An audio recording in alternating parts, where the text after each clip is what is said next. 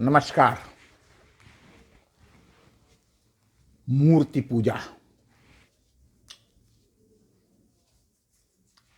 हिंदुओं में ईश्वर की मूर्ति बना करके पूजने की परंपरा क्या सही है या गलत है, इस विषय पर बात करने के लिए मैं आप सबके बीच आज उपस्थित हूं। मूर्ति पूजा निराकार स्वरूप ईश्वर को आकार मूर्ति बनाकर पूजने के पीछे कुछ मत पंथों को अपनी आस्था का विषय, उपासना की विधि माननी चाहिए।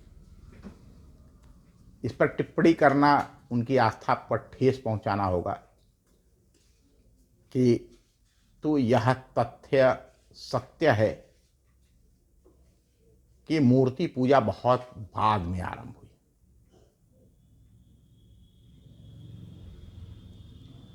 भारत जैसे देश में या दुनिया के भी देशों में अगर जो हम देखते हैं, विभिन्न गुफाओं के अंदर आप एलोरा चले जाइए, वहाँ प्रतिमाएं बनी हैं। अफगानिस्तान में भी प्रतिमाएं बनी हैं, अमेरिका में भी प्रतिमाएं बनी हैं और हजारों वर्षों से बनी है। ये भी नहीं कि हाँ वो कोई 2-4-500 साल का इतिहास हो। आज हमारे पास जो पुरावशेष मिलते हैं वह भी मूर्तियों के रूप में भी मिलते हैं, मर्दभाणों के रूप में मिलते हैं, जिससे हम अपने अतीत को जान पाते हैं। लेकिन मैं इस विषय पर बहुत बेबाक तरीके से कहना चाहता हूं कि पहली बात तो ये है कि वेद, उपनिषद, दर्शन, रामायण, महाभारत, मनुस्मृति, गीता, पुराण,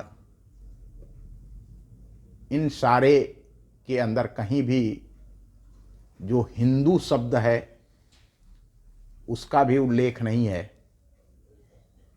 और मूर्ति पूजा का भी उल्लेख नहीं है। यह हिंदू शब्द फारसी भाषा का है, जो मुगल काल की देन है।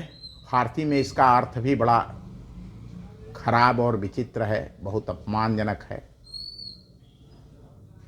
इस देश का मूल नाम आर्यावर्त था, जिससे यहाँ के लोग आर्य का अर्थ श्रेष्ठ होता है।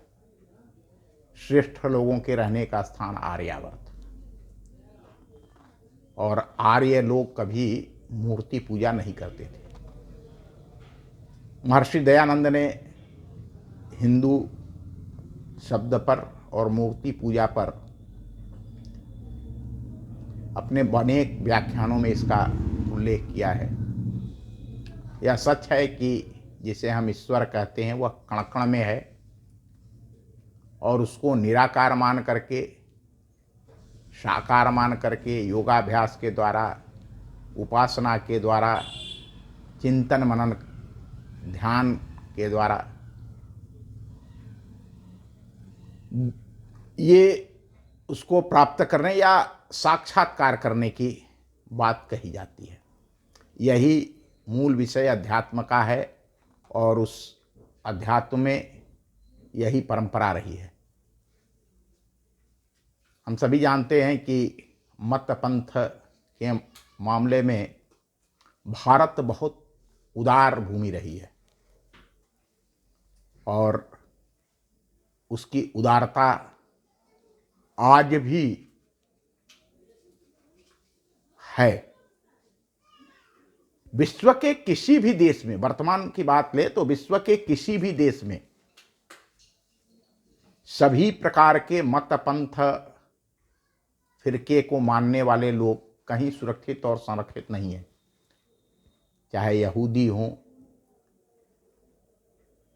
या इस्लाम हो, बौद्ध हो, जैन हो, क्रिश्चियन के, भारत ही एक ऐसा देश है जहां विश्व के सभी मत पंथ मजहब को मानने वाले लोग फल फूल रहे हैं। इस्लाम के भी सारे फिरके दुनिया के किसी देश में नहीं है, लेकिन भारत के अंदर हैं। यहूदियों के सारे फिरके दुनिया के किसी एक देश में नहीं है। उनके ही फिरके, उनके ही मजहब को, उनके ही धर्म को मानने वाले लोगों ने उनको उस देश से मिटा दिया। आज जो फिलिस्तीन और यहूदियों, इजराइल और यूक्रेन में युद्ध हो रहे हैं, उसके पीछे भी यह मजहब की लड़ाई है। लेकिन भारत एक ऐसी भूमि है जिस पर सभी प्रकार के उपासना पद्धति, सभी प्रकार के मत पंथ के लोग बगैर किसी दबाव के, बगैर किसी संकोच के फल फूल रहे हैं। हम दूसरी मूर्ति पूजा की बात करें तो आज से लगभग 2500 वर्ष पूर्व कुछ लोगों ने स्वार्थ और वेदों से अनभिज्ञ होने के कारण यह मूर्ति पूजा का प्रचलन प्रारंभ किया। महर्षि दयानंद अपने ग्रंथ सत्यार्थ प्रकाश में लिखते हैं कि यह मूर्ति पूजा जैनियों ने मूर्खता से आरंभ की थी। उनकी सोच थी कि लोगों को अपनी बातों से समझने और समझाने में बहुत समय लगता है, मूर्तियाँ सीधे लोगों से कनेक्ट होती है। और वह बौद्ध धम्म को मानने वाले लोग भी आज मूर्ति पूजक हो गए। मूर्ति पूजा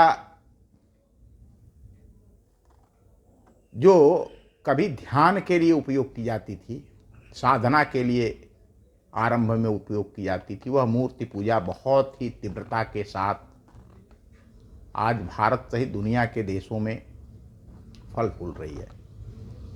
मैंने जैसा कि आरंभ में कहा कि हम किसी की आस्था पर कोई चोट नहीं पहुंचाना चाहते। ये हमारी संस्कृति और संस्कार के भी विपरीत है। हम तो पेड़ को पूजने वाले को भी प्रणाम करते हैं, पत्थर को पूजने वाले को भी प्रणाम करते हैं, वो उसकी अपनी आस्था है।